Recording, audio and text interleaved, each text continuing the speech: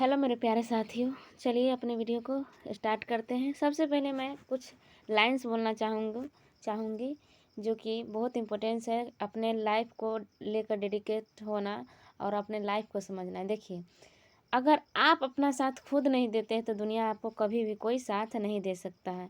इसके लिए सबसे पहले हम जो भी काम करते हैं उस पर फोकस्ड होना चाहिए। अगर आप डीएलएड एंट्रेंस का फॉर्म अप्लाई कर चुके हैं तो इसके लिए तैयार हो जाइए, रेडी हो जाइए और पूरा जान लगा दीजिए कि हाँ, हमको तैयारी करना है डीएलएड एंट्रेंस का, एक ही बार में क्लियर करना है और निकाल लेना है।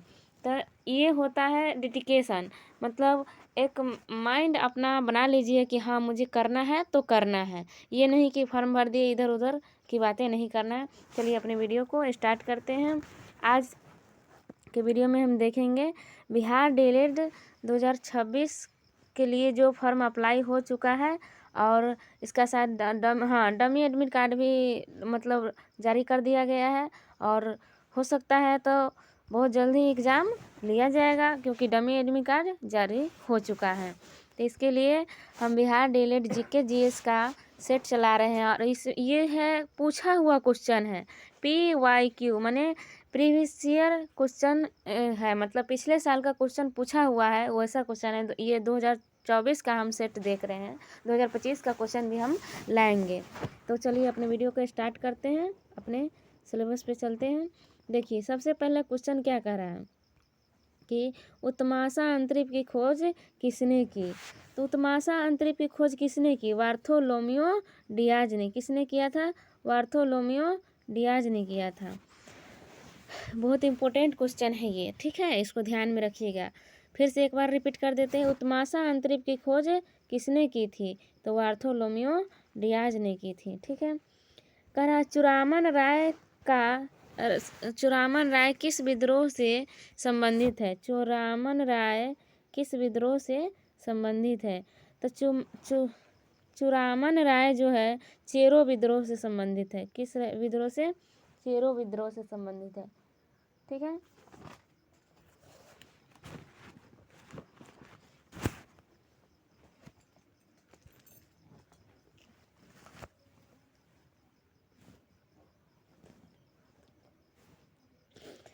नेक्स्ट क्वेश्चन देखते हैं। कह रहा संयुक्त राष्ट्र महासभा के अध्यक्ष का कार्यकाल कितना होता है? क्या कर रहा है? संयुक्त राष्ट्र महासभा के अध्यक्ष का कार्यकाल कितना होता है? तो उसका हो जाएगा 1 साल। क्या हो जाएगा? 1 साल होता है। ये भी बहुत इंपॉर्टेंट क्वेश्चन है, ठीक है, ये ठीक है। कह रहा है रॉलेट एक्ट कानून किस वर्ष पारित किया गया? इसको न कहते हैं दिल दिमाग गुर्दा फेफड़ा जो है उस सब में बैठा लीजिए इस क्वेश्चन को। ये बहुत ही इंपॉर्टेंट क्वेश्चन है। ये न जाने कहाँ कहाँ पूछता है हर एग्जाम में। आप 10th से उठा लीजिए, ये 12th उठा लीजिए, और अगर आर्ट्स से है तो और कोई भी कॉम्पिटेटिव एग्जाम में ये क्वेश्चन एक बार न एक बार जरूर ही पूछा गया है। तो इसका क्या हो जाएगा? 1919 में। रॉलेट एक्ट कब आया था? 1919 में आया था। और जालियांवाला बाग भी बहुत इंपॉर्टेंट क्वेश्चन है। जालियांवाला बाग कब हुआ था? 13 अप्रैल को हुआ था और यही डेट, यही मतलब सन हो जाएगा 1919 में हो जाएगा, ठीक है। कह रहा है बाराबंदी आंदोलन कहाँ शुरू हुआ था?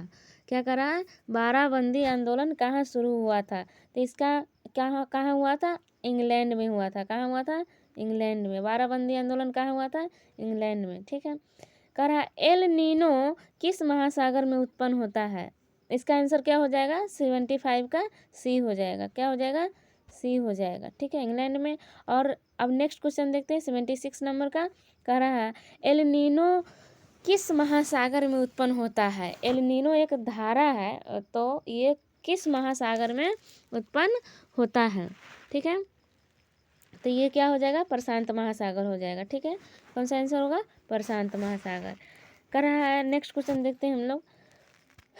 देखिए, प्रीवियस ईयर क्वेश्चन लगाने से फ़ायदा क्या है? इससे आपको अंदाज़ा लगता है कि कैसा क्वेश्चन पूछा गया। अब मेन बात ये है कि मतलब ये जो है बिहार डीएलएड एंट्रेंस एग्ज़ाम, इसमें मतलब प्रीवियस ईयर क्वेश्चन रिपीट रहता है, ठीक है। तो प्रीवियस ईयर क्वेश्चन लगाना न भूलिए आप लोग, ठीक है। यही नेक्स्ट क्वेश्चन हम लोग देखते हैं। कह रहा है ग्लेशियरों के पिघलने और डेल्टा क्षेत्र में बाढ़ आने के कारण क्या है?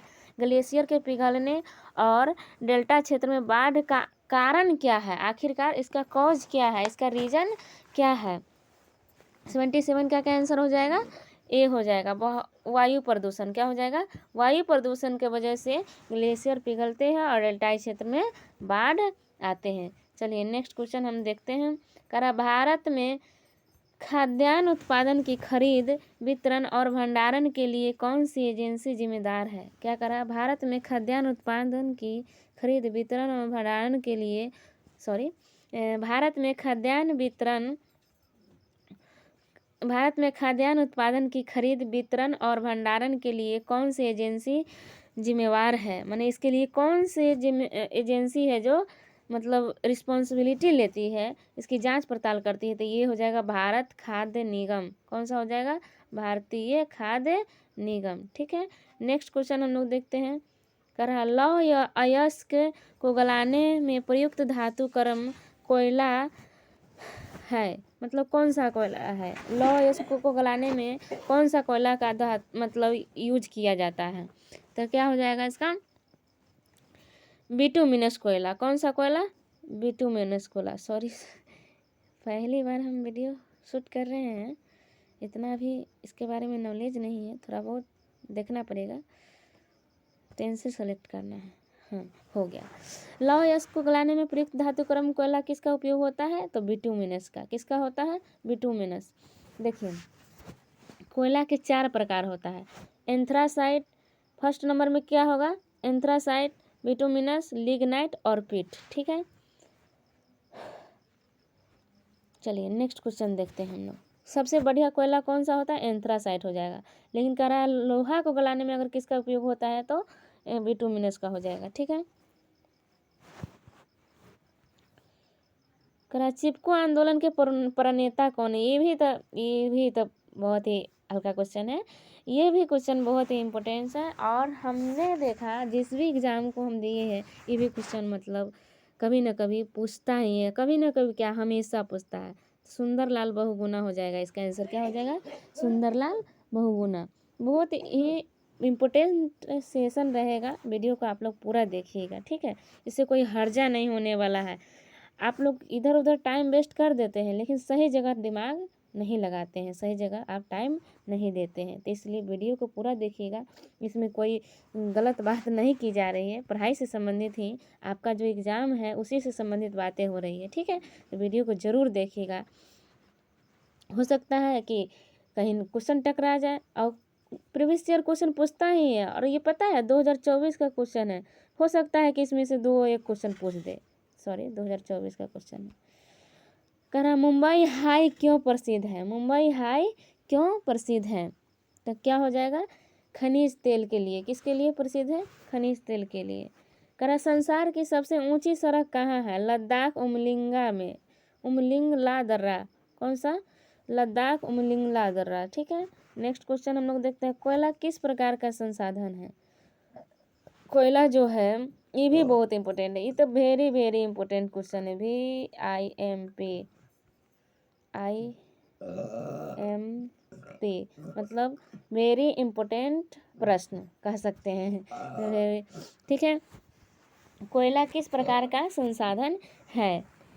तो कोयला किस प्रकार का संसाधन है, अनवीकरणीय संसाधन है। कैसा संसाधन है, अनवीकरणीय संसाधन। कोयला किस प्रकार का संसाधन है, अनवीकरणीय संसाधन। ठीक है, नेक्स्ट क्वेश्चन देख रहे हैं। करा समवर्ती सूची का प्रावधान, समवर्ती सूची का प्रावधान, समवर्ती सूची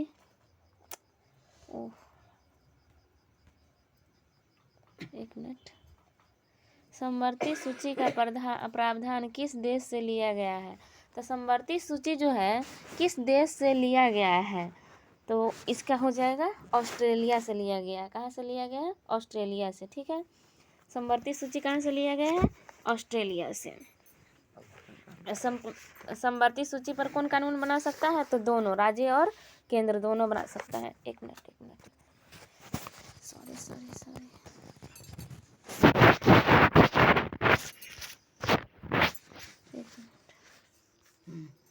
हो गया। अपने क्वेश्चन पर आते हैं फिर से। करा है समवर्ती सूची का एक मिनट,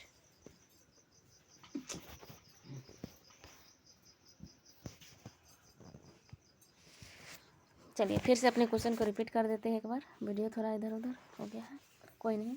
समवर्ती सूची का प्रावधान किस देश से लिया गया है? तो ये ऑस्ट्रेलिया से लिया गया है। कहाँ से लिया गया है?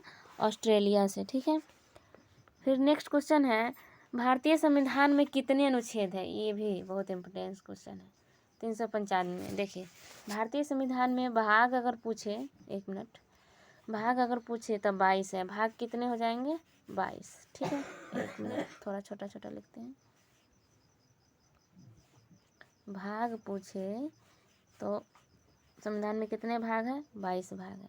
लेकिन अनुसूची पूछे, क्या पूछ दे? अनुसूची, अनुसूची, अनुसूची पूछे तो 12 अनुसूची है, ठीक है, मेन रूप से, ठीक है। और अगर अनुच्छेद पूछे तो 395, क्या हो जाएगा? 395। चलिए नेक्स्ट क्वेश्चन हम देखते हैं। करा सर्वोच्च न्यायालय में न्यायाधीशों की कुल स्वीकृत संख्या है? सर्वोच्च न्यायालय में न्यायाधीशों की कुल स्वीकृति संख्या कितनी है? सी होगा, क्या होगा? सी, यानी 34 है। कितना है? 34 है। इनमें कौन सी स्वतंत्रता भारतीय नागरिकों को नहीं है? करा है सशस्त्र विद्रोह, सॉरी ए नंबर है, करा सरकार की आलोचना करना, सशस्त्र विद्रोह में भाग लेने की स्वतंत्रता, क्या सशस्त्र माने हथियार के माने साथ विद्रोह में भाग ले सकते हैं? नहीं, ये गलत हो जाएगा। क्या हो जाएगा? बी हो जाएगा इसका आंसर। नहीं न पूछ रहा है, ये तो है, ये भी है, ये भी है, लेकिन नहीं, संविधान के केंद्रीय मूल्यों का भी विरोध नहीं कर सकते। यहाँ पे जो क्वेश्चन मतलब बोर्ड की तरफ से ही, मतलब ये इसका दोनों आंसर हो जाएगा, लेकिन इसका आंसर एक ही लगाया हुआ है सेट में, तो ठीक है, इसी को लेकर हम लोग चलते हैं, कोई नहीं, देखा जाएगा। निर्वाचन में राजनीतिक दलों के लिए आचार संहिता का निर्माण, उसकी घोषणा कौन करता है? क्या संसद करती है? क्या मंत्रिमंडल करती है? क्या निर्वाचन आयोग करती है? या राष्ट्रपति करता है? तो कौन करता है? कौन करता है? निर्वाचन आयोग करता है। कौन करता है? निर्वाचन आयोग। करा किस आधार पर लोकतंत्र को सर्वोत्तम शासन कहते हैं? निर्णय में देरी की वजह से, राष्ट्रीय भावना का अभाव, या राजनीतिक चेतना का अभाव, या फिर जनमत पर आधारित? तो जनमत पर आधारित की वजह से हम जो है क्या लोकतंत्र को सर्वोत्तम शासन मानते हैं। नेक्स्ट क्वेश्चन देख रहे हैं, कर रहा है, लोकतंत्र के विकास के तीसरे चरण में किस विचार को मान्यता मिली है? एक मिनट, लोकतंत्र के विकास के तीसरे चरण में किस विचार को मान्यता मिली है? क्या नागरिक अधिकार मिला है? क्या वयस्क मताधिकार मिला है? या उत्तरदायित्व मिला है? या राजनीतिक समानता के साथ आर्थिक समानता मिला है? तो क्या हो जाएगा? राजनीतिक समानता के साथ आर्थिक समानता। तो हम लोगों ने 20 क्वेश्चन देखा, और जीएस से जो है डीएलएड एंट्रेंस एग्जाम में जो है कितना क्वेश्चन पूछता है? 20 क्वेश्चन पूछता है। तो हम लोगों ने 20 क्वेश्चन का सेट देखा।